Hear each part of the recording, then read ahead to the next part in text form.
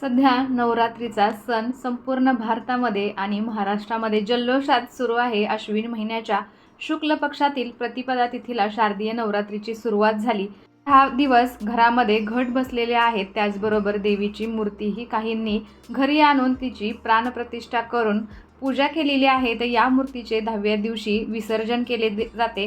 तर बऱ्याच मैत्रिणींचा असा प्रश्न होता की ज्यांच्या घरी नवरात्रीमध्ये घट बसतात ते कधी उठतील आणि त्याचबरोबर नवरात्रीचा ज्यांचा 9 दिवसांचा उपवास असतो तो कधी त्यांनी सोडायचा किंवा ज्यांचा उठता बसता उपवास आहे तो त्यांनी कधी सोडायचा, त्याचबरोबर जी कडाकण्यांची माळ असते किंवा तो नैवेद्य असतो तो कधी दाखवायचा, आपण देवीजवळ जी ओटी भरतो ती कशी भरायची आणि त्या ओटीचं नंतर काय करायचं, या सर्व गोष्टींची माहिती मी आज तुमच्यासाठी घेऊन आलेली आहे. नमस्कार, मी पूजा. तुम्हा सर्वांचं स्वागत करत आहे पूजाज कॉर्नरमध्ये. नवरात्रीच्या 10व्या दिवशी दसऱ्याचा सण साजरा केला जातो. नवरात्रीचे 9 दिवस दुर्गादेवी पृथ्वीवरती फिरते आणि भक्तांमध्ये राहून त्यांचे दुःख दूर करते. घरोघरी घटस्थापना केली जाते. 9 दिवस लोक हा सण खूप जल्लोषात साजरा करतात. सगळीकडे गरबा, दांडिया खेळ खेळला जातो. 9 दिवस बरेच जण उपवास करत असतात, अगदी अनवाणीही फिरतात. यानंतर दशमीच्या दिवशी दुर्गादेवीच्या मूर्तीचे विसर्जन करून देवीला निरोप दिला जातो. सर्वात पहिला प्रश्न म्हणजे घट कधी उठवायचे. तर सर्वात आधी आपण घट कधी हलवायचे ते पाहून घेणार आहोत. तर प्रत्येक घरामध्ये आपल्या कुळाचाराप्रमाणे काही जण नवमीला तर काही जण दशमीला घटाचे विसर्जन करत असतात. तर यावर्षी सोमवारी 23 ऑक्टोबरला नवमीचा घट हलणार आहे. तर यावर्षी घट हे नवमीला हलवायचे आहे. तर काही जण विसर्जन हे नवमीला घट हलवले जातात आणि त्याचं विसर्जन हे दसऱ्याच्या दुसऱ्या दिवशी करतात. दसऱ्याच्या दिवशी जे घटातले अंकुरलेलं धान्य असतं ते आपल्या टोपीमध्ये लावलं जातं आणि त्यानंतर आपट्याची पानं सोनं म्हणून लुटली जातात. तसेच दसऱ्याच्या दिवशी हे अंकुर देवाला सुद्धा वाहिले जातात. त्यामुळे दसऱ्याच्या दुसऱ्या दिवशी बरेच जण घटाचं विसर्जन करतात, मात्र नवमीला घट हलवले जातात. तर नवरात्रीला ज्यांचे 9 दिवसांचे उपवास आहेत किंवा ज्यांचा उठता बसता उपवास आहे तो कधी सोडायचा, असाही एक प्रश्न आहे. तर बऱ्याच ठिकाणी दसऱ्याच्या दिवशी सुद्धा घट उठवले जातात. तर तुमच्या घरामध्ये तुमच्या कुळाचारामध्ये जशी परंपरा आहे त्या पद्धतीने तुम्ही घट उठवायचे आहेत आणि नवरात्रीच्या 9 दिवसांचा उपवास त्यांनी त्या दिवशी म्हणजेच नवमीलाच उपवास सोडायचा आहे. नवमीला उपवासाचे आपल्याला पारण करायचे आहे. आता ज्यांचा उठता बसता उपवास आहे त्यांनी 22 तारखेला म्हणजेच रविवारी 22 ऑक्टोबरला अष्टमीचा उपवास धरायचा आहे आणि तो अष्टमीचा उपवास आपण नवमीला सकाळी घट हलवल्यानंतर तो उपवास सोडायचा आहे. तर ज्या दिवशी आपण घट हलवणार आहोत त्या दिवशी देवीची यथासांग अशी पूजा करायची आहे, आरती करायची आहे. पुरणपोळीचा नैवेद्य तुम्ही देवीला बनवू शकता आणि दसऱ्याला सुद्धा पुरणपोळीचा नैवेद्य बनवला जातो. त्या कारणाने तुम्ही जर नवमीला पुरणपोळी बनवू शकत नसाल तर तुम्ही गोडाचा नैवेद्य दाखवून देवीचा घट हलवायचा आहे. आपल्या कुळाचाराप्रमाणे तुमच्या घरात जर तळी भरली जात असेल तर त्या दिवशी तळी भरून झाल्यानंतर घट उठवायचा आहे. घट उठवल्यानंतर ज्यांचा उठता बसता उपवास आहे त्यांनी आपला उपवास सोडायचा आहे. तर नवरात्रीच्या 9 दिवसांचा उपवास सुद्धा घट उठवल्यानंतर तुम्ही उपवास सोडू शकता. तर यावर्षी 23 ऑक्टोबर 2023 रोजी खंडे नवमी आलेली आहे. तर या दिवशी घट हलवले जातील आणि उपवासाचे पारण देखील केले जाईल. तर दसऱ्याला सुद्धा आपण थोडंसं गोडधोड करून किंवा पुरणपोळीचा स्वयंपाक करून घटाचं विसर्जन केलं जातं. पंचमी, सप्तमी, अष्टमी किंवा नवमी या दिवसांमध्ये तुम्ही अशी कडाकण्यांची माळ घटावरती बांधू शकता. अष्टमी किंवा नवमीला सुद्धा तुम्ही कडाकण्यांची माळ बांधू शकता. कडाकणी बांधताना ते 5 कडाकणे बांधावेत. काही ठिकाणी ती 7 किंवा 9 वाजतात. आपल्या घरामध्ये जशी पद्धत आहे तशानुसार आपण कडाकण्यांची माळ देवीच्या घटावरती बांधायची आहे. या कडाकण्यामध्ये देवीचे दागिने बनवलेले जातात. हार, आरसा, वेणी, फणी, बांगड्या, माळ, जोडवी, अंगठी, पैंजण, कानातले, हातखाऊ आणि पान हे सर्व एकत्र करून एका दोऱ्यामध्ये बांधले जातात आणि अशी माळ आपण घटावरती बांधली जाते.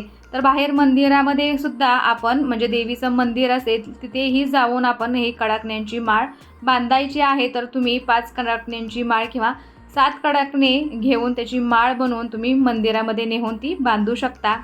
त्यानंतर आपण आपल्या देवघरामध्ये जिथे घट बसवलेला आहे किंवा एखाद्या मंदिरामध्ये जाऊन आपण देवीची ओटी भरतो, तर ही ओटी तुम्ही अष्टमीला आणि नवमीला सुद्धा भरू शकता। याआधीच मी तुम्हाला व्हिडिओमध्ये कन्यापूजन कसं करायचं हे तुम्हाला दाखवलं होतं, तर कन्यापूजन तुम्ही अष्टमीला नवमीला करू शकता। देवीची ओटी ही आपल्या यथाशक्ती भरायची असते। नवरात्रीमध्ये देवीची म्हणजे आपल्या कुलस्वामिनीची ओटी तुम्ही नक्की भरावी। ओटी मंदिरामध्येही जाऊन तुम्ही भरू शकता किंवा कुलस्वामीच्या मूळ स्थानी जाऊन सुद्धा भरू शकता।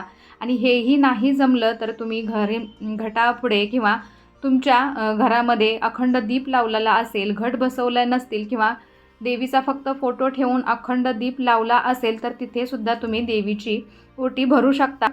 आपल्या आपल्या सोयीने किंवा आपल्या यथाशक्तीने तुम्ही ओटी भरायची आहे। कुणी महागड्या साड्या देवीला देतं, तर कुणी बऱ्याच महागाच्या वस्तू ओटीमध्ये ठेवतं, तर एखादा छोटा ब्लाऊज पीस जरी असेल आणि त्यामध्ये ओटीचं साहित्य जरी असेल तरीही चालू शकतं।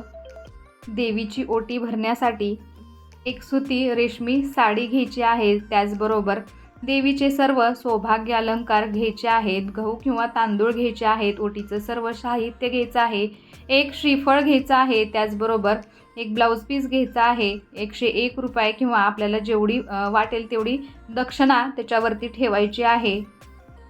खोबऱ्याची वाटी, त्यामध्ये सुपारी, बदाम, खारीक, त्याचबरोबर हळकुंड, त्यामध्ये पूर्ण वाटी भरून तांदूळ किंवा गहू घ्यायचे आहेत। देवी आईला म्हणजे आपल्या कुलस्वामीला वाहण्यासाठी वेणी घ्यायची आहे किंवा गजरा घ्यायचा आहे। त्याचबरोबर शृंगाराचे साहित्य घ्यायचं आहे, त्याच्यामध्ये हिरवा बांगड्या, मंगळसूत्र, टिकली, सिंदूर, कानातले, नथ, अशा पद्धतीने देवीच्या शृंगाराचं आपल्याला साहित्य घ्यायचं आहे। याच्यामध्ये आरसा, जोडवे, कंगवा इत्यादीही साहित्य असायला हवं। तर देवीच्या शृंगाराच्या गोष्टी या तुम्हाला ओटीमध्ये ठेवायच्या आहेत। ओटीवरती दक्षिणाही ठेवायची आहे, 11 रुपये, 121 रुपये किंवा 101 रुपयेसुद्धा तुम्ही दक्षिणा ठेवू शकता। आता ओटीचं जे आपण साहित्य घेतलेलं आहे त्या प्रत्येक गोष्टीला आपल्याला हळदी कुंकू व्हायचं आहे। त्यानंतर ओटी आपल्या दोन्ही हातामध्ये घ्यायची आहे, त्या साडीला आपल्या छातीचा स्पर्श करायचा आहे आणि आपल्या देवीच्या चरणांना लावायचा आहे। ओटी भरताना आपल्या देवीचं, आपल्या कुलस्वामिनीचं नाव आपल्याला घ्यायचं आहे, आपल्या मनातली इच्छा बोलायची आहे। माझ्या घरामध्ये सुख, शांती, भरभराटी नांदू दे। त्याचबरोबर या 9 दिवसांमध्ये माझ्याकडून काही चूकभूल झाली असेल तर देवी आईची क्षमा मागायची आहे। यथाशक्ती मी तुझी ही ओटी भरलेली आहे, या ओटीचा तू स्वीकार कर अशी प्रार्थना करायची आहे। अशा पद्धतीने तुम्ही अष्टमीला, नवमीला तुमच्या कुलस्वामिनीची ओटी भरू शकता। तुम्ही शेजारील मंदिरामध्ये, कुलस्वामिनीच्या ठिकाणी जाणं नाही झालं तरी शेजारील मंदिरामध्ये जाऊन तुम्ही अशी कुलस्वामिनीची नावाने ओटी भरू शकता। घरात ओटी भरली असेल तर त्या साहित्याचं काय करायचं असं बऱ्याच जणींना प्रश्न पडतो। तर तुम्ही जर घरामध्ये ओटी भरली असेल तर या ओटीमध्ये जो नारळ असतो त्याचा प्रसाद म्हणून तुम्ही घरामध्ये खाऊ शकता। त्याचबरोबर जे तांदूळ असतात त्याची खीर बनवून किंवा भात बनवून खाऊ शकता। आणि साडी किंवा ब्लाऊज पीस आहे त्याचा वापर तुम्ही तुमच्यासाठी करू शकता। आणि मंदिरामध्ये जर ओटी भरली असेल तर तिथे मंदिरामध्ये आपल्याला ती ओटी ठेवून यायची आहे। मंदिरामध्ये आपल्याला जी दक्षिणा आपण ओटीवरती ठेवलेली होती तिथं त्या दानपेटीत आपल्याला ती दक्षिणा टाकायची आहे। तर या नवरात्रीमध्ये तुम्ही देवीची अशी ओटी नक्कीच भरा। तर कसा वाटला तुम्हाला आजचा व्हिडिओ मला कमेंट करून नक्की सांगा। त्याचबरोबर नवनवीन व्हिडिओसाठी चॅनलला आपल्या सबस्क्राईब करा।